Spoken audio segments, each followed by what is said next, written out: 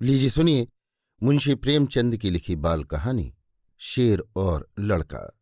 मेरी यानी समीर गोस्वामी की आवाज में। बच्चों, शेर तो शायद तुमने ना देखा हो, लेकिन उसका नाम तो सुना ही होगा। शायद उसकी तस्वीर देखी हो और उसका हाल भी पढ़ा हो। शेर अक्सर जंगलों और कछारों में रहता है। कभी कभी वो उन जंगलों के आसपास के गांवों में आ जाता है और आदमी और जानवरों को उठा ले जाता है। कभी कभी उन जानवरों को मारकर खा जाता है जो जंगलों में चरने जाया करते हैं। थोड़े दिनों की बात है कि एक गड़रिये का लड़का गाय बैलों को लेकर जंगल में गया और उन्हें जंगल में छोड़कर आप एक झरने के किनारे मछलियों का शिकार खेलने लगा। जब शाम होने को आई तो उसने अपने जानवरों को इकट्ठा किया, मगर एक गाय का पता न था। उसने इधर उधर दौड़ धूप की, मगर गाय का पता न चला। बेचारा बहुत घबराया। मालिक अब मुझे जीता न छोड़ेंगे। उस वक्त ढूंढने का मौका न मिला, क्योंकि जानवर फिर इधर उधर चले जाते। इसलिए वो उन्हें लेकर घर लौटा और उन्हें बाड़े में बांधकर बिना किसी से कुछ कहे हुए गाय की तलाश में निकल पड़ा। उस छोटे लड़के की ये हिम्मत देखो। अंधेरा हो रहा है, चारों तरफ सन्नाटा छाया हुआ है, जंगल भाएं भाएं कर रहा है, गीदड़ों का हौवाना सुनाई दे रहा है, पर वो बेखौफ जंगल में बढ़ा चला जाता है। कुछ देर तक तो वो गाय को ढूंढता रहा, लेकिन जब और अंधेरा हो गया तो उसे डर मालूम होने लगा।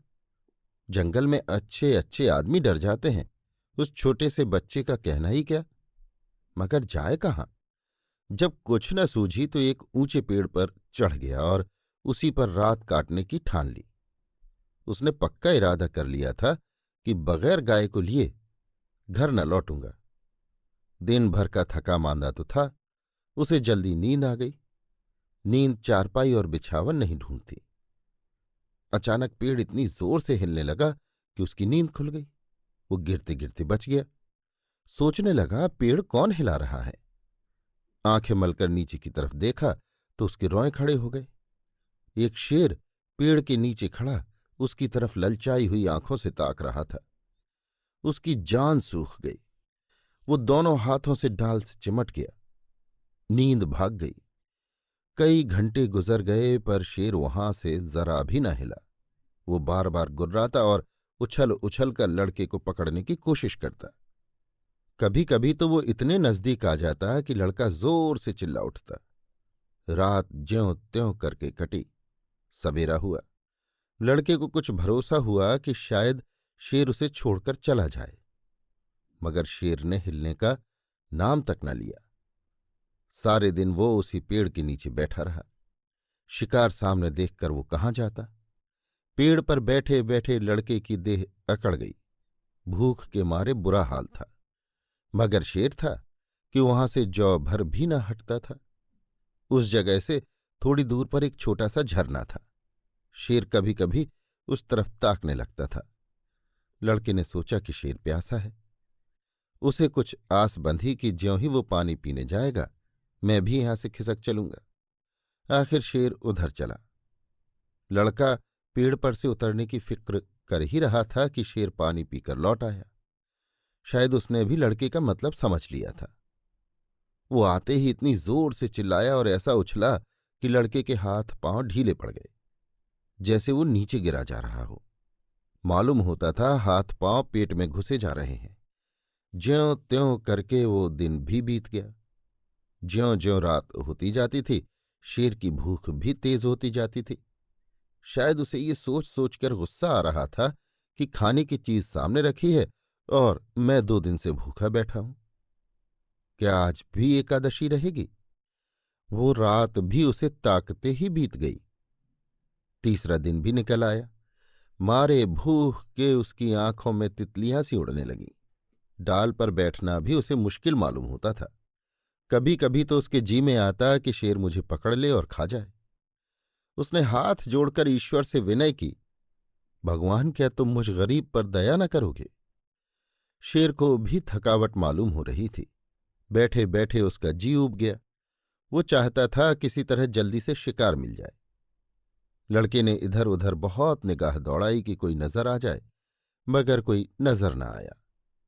तब वो चिल्ला चिल्ला कर रोने लगा, मगर वहां उसका रोना कौन सुनता था।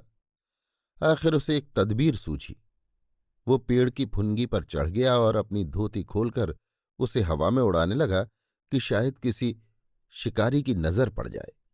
एकाएक वो खुशी से उछल पड़ा। उसकी सारी भूख, सारी कमजोरी गायब हो गई। कई आदमी झरने के पास खड़े उस उड़ती हुई झंडी को देख रहे थे। शायद उन्हें अचंभा हो रहा था कि जंगल के इस पेड़ पर झंडी कहाँ से आई। लड़के ने उन आदमियों को गिना, 1 2 3 4।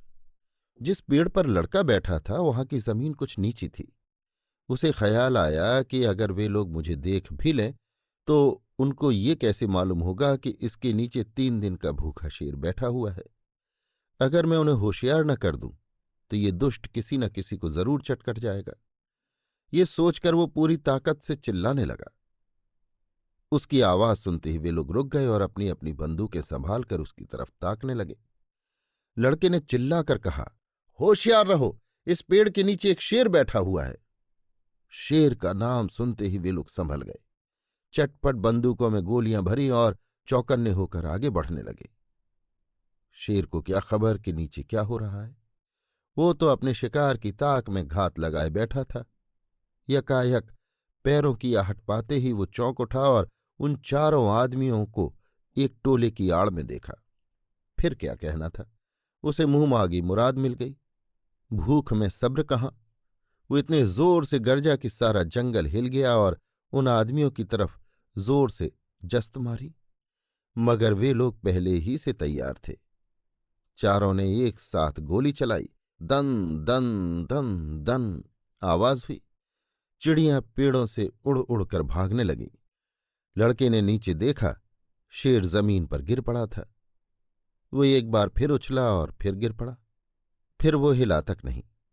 लड़के की खुशी का क्या पूछना। भूख प्यास का नाम तक न था। चटपट पेड़ से उतरा तो देखा सामने उसका मालिक खड़ा है। वो रोता हुआ उसके पैरों पर गिर पड़ा। मालिक ने उठाकर छाती से लगा लिया और बोला, क्या तू 3 दिन से इसी पेड़ पर था? लड़के ने कहा, हां, उतरता कैसे, शेर तो नीचे बैठा हुआ था। मालिक, हमने तो समझा था कि किसी शेर ने तुझे मारकर खा लिया। हम चारों आदमी 3 दिन से तुझे ढूंढ रहे हैं। तूने हमसे कहा तक नहीं और निकल खड़ा हुआ। लड़का, मैं डरता था गाय जो खोई थी। मालिक, अरे पागल, गाय तो उसी दिन आप चली आई थी। भूख प्यास से शक्ति न रहने पर भी लड़का हंस पड़ा। अभी आप सुन रहे थे मुंशी प्रेमचंद की लिखी बाल कहानी शेर और लड़का, मेरी यानी समीर गोस्वामी की आवाज में।